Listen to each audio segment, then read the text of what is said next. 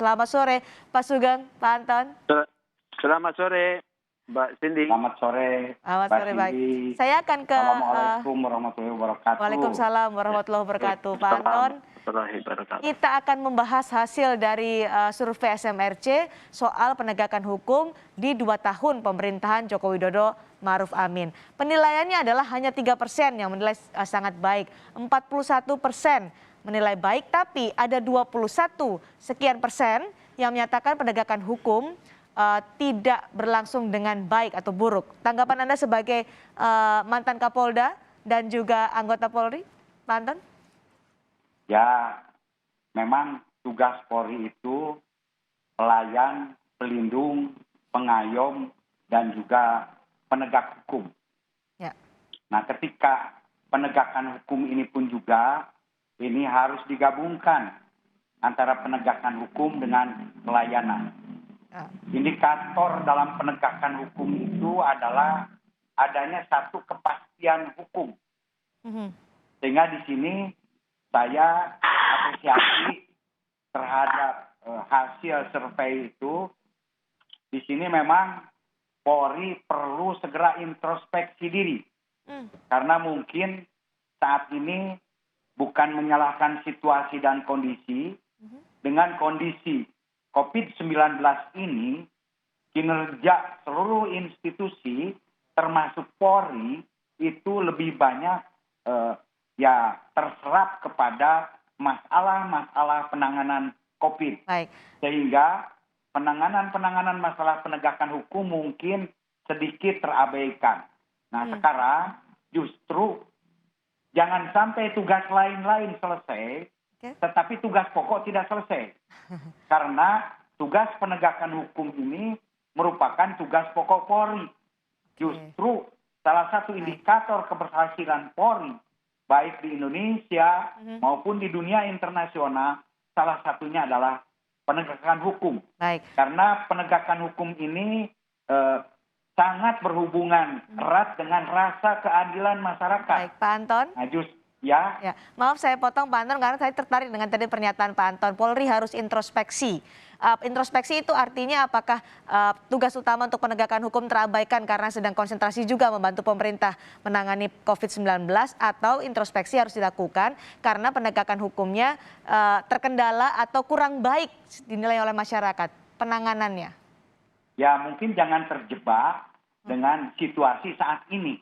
Jadi kembali Polri harus profesional, karena di dalam masalah penegakan hukum itu mau tidak mau ada pelayanan yang bersifat profesional, baik pelayanan secara teknis, taktis, kepastian hukum, maupun pelayanan secara etika. Nah, di sini pun juga kami kurang jelas ketidakpuasan itu masalah apa, karena indikator di dalam penegakan hukum ini banyak sekali, kepastian hukumnya ataupun juga mungkin sikap-sikap oknum yang memang kurang profesional.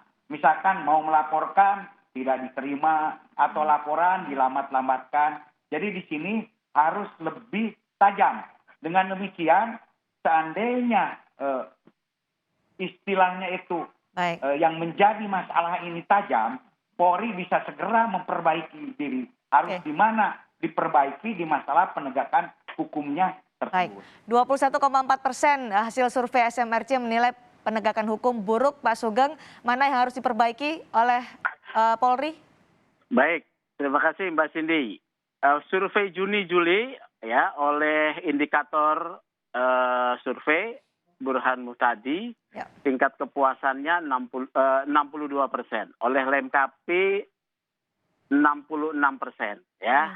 62 dan 60, artinya bagus. Apa? Ini terkait itu tinggi ya. Itu terkait dengan yang tadi Pak Anton sampaikan, dukungan Polri pada vaksinasi dan juga soal penanganan COVID. Nah, sekarang survei terbaru 21% tidak baik ya, pelayanannya sangat buruk 3% ya. Ini kan karena situasi terakhir nih, viral ya. Tetapi saya melihat ada keinginan Pak Kapolri yang sangat baik diapresiasi, keinginan untuk memperbaiki. Terbukti adanya telegram kepada para Kapolda untuk melayani masyarakat, jangan menggunakan kekerasan. Nah, coba perhatikan ini ya. Telegram itu terkait dengan yang dugaan pelanggaran kasat mata, ya, demo, itu pelanggaran kasat mata tuh, kekerasan, ya. Mungkin pungli di jalan raya, ya. Tetapi kalau kita perhatikan kasus-kasus yang muncul itu terkait fungsi yang namanya penegakan hukum oleh reserse, ya, oleh reserse nih. Kenapa? Karena fungsi reserse itu bekerja di wilayah yang tertutup. Penyelidikan dan penyidikan itu wilayah tertutup. Wilayah tertutup ini punya potensi besar untuk disalahgunakan, ya, penyalahgunaan kewenangan seperti berpihak, tidak profesional, bahkan kemudian Itu banyakkah ditemui menurut Anda, Pak Sugeng? Oh ya banyak, banyak sekali nih. Saya sebagai ketua IPW bukan PLT lagi ya. Ini baru 2 bulan aja ada kurang lebih 20 kasus yang dilaporkan. Ya, yang terbaru adalah dugaan kriminalisasi oleh Polres Kampar kepada seorang ketua Kopsa, Koperasi Petani Sawit di Kampar. Ya, dia ini sepertinya pengenaan tersangka ini pesanan dari pihak pengusaha yang dilawan oleh petani sawit yang lahannya diambil. Ini ada nih kenyataan seperti ini. Jadi kita kembali ya kepada soal dugaan banyaknya penyalahgunaan yang kemudian sulit. Karena penyalahgunaan di dalam keresersean itu tidak bisa diketahui oleh orang umum. Yang mengetahui hanya orang-orang tertentu dalam hal ini misalnya advokat, itu pun yang berkompeten. Artinya kalau menurut pandangan dari IPW hal-hal seperti inilah yang sangat mungkin dan sangat besar kesempatannya untuk ada kewenangan, ada penyalahgunaan kewenangan di sana. Iya, ini harus benar. Karena kasus-kasus yang muncul ya, kemarin itu Cybercut itu soal penyidikan, Luwuk soal penyidikan, ya. Ya itu loh. Baik, terima kasih Pak Sugeng. Saya ke Pak Anton. Ini beberapa kasus sudah disebutkan oleh Pak Sugeng. Belum lagi yang viral di media sosial soal pelecehan seksual Kapolsek di Parigi Motong, polisi men-smackdown pendemo, sampai kasus Aibda Ambarita yang sangat disoroti oleh masyarakat. Pak Anton, menurut Anda apa yang bisa diperbaiki dari hal ini? Justru hal ini saya amati muncul ketika sedang dalam COVID. Artinya dalam siklus manajemen, apabila pengawasan ini kurang, maka akan banyak terjadi pelanggaran. Makanya di sini Polri perlu adanya peningkatan pengawasan. Misalkan dalam penyidikan, kan di penyidikan itu ada wasidik. Nah, agar wasidik pun juga ini efektif. Demikian juga di dalam tingkah, perilaku, baik teknis maupun taktis, profesional, itu pun juga ada waskat, yaitu pengawasan melekat. Bahkan Polri merupakan salah satu institusi yang sebetulnya pengawasannya itu sangat berganda. Misalkan di internal saja ada Propam, ada Irwasum, kemudian ada atasan yang berhak menghukum, ada 3. Kemudian ketika terjadi pelanggaran juga, Polri ini akan terkena hukuman internal, hukuman disiplin, hukuman kode etik, dan juga apabila melanggar pidana, terkena juga hukuman pidana. Jadi ketika ada hukuman ini, Polri ini bisa bertubi-tubi. Nah jadi, di sini karena COVID jadi kendor begitu pengawasannya, ya, Pak Anton? Pengawasan melekatnya itu harus ditingkatkan. Karena ya kalau apalagi polisi yang langsung berhubungan dengan masyarakat. Sehingga di sini ya kepada seluruh ya komandan-komandannya, ya, karena saya juga pernah jadi komandan, ketika pengawasan ini terus-menerus dilakukan, sehingga kecenderungan pelanggaran ini akan menurun. Saya tidak menafikan bahwa memang hal tersebut terjadi, dan di sini pun juga perlu segera diikuti oleh ya bimbingan-bimbingan fungsi teknis profesional dan juga bimbingan-bimbingan mental yang selama ini bisa dilaksanakan minimal 1 minggu sekali. Ya insya Allah mungkin ketika COVID setahun sekali pun juga tidak ada.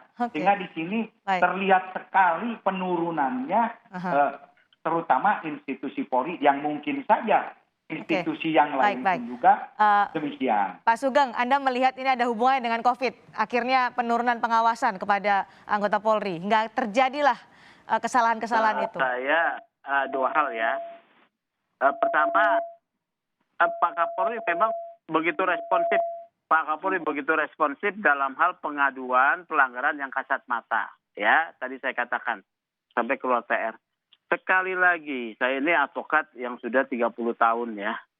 Sebelum COVID, apalagi setelah COVID pengawasannya kendor mungkin. Di ranah yang namanya fungsi keresersean ini yang tertutup, sulit sekali untuk kemudian diketahui dengan segera adanya dugaan pelanggaran. Ya, tadi dikatakan ada fungsi wasidik.